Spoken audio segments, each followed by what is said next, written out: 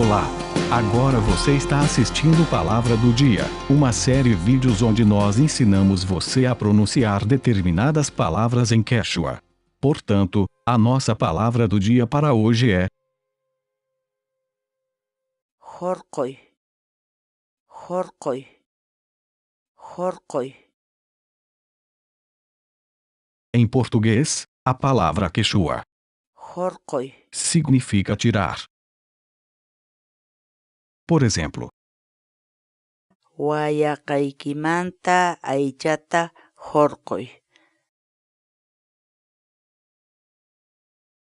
Tente e baixe nossos programas de verificação ortográfica em Quechua, usando nossas aplicações web ou desktop. Vá ao nosso site sc.inantim.com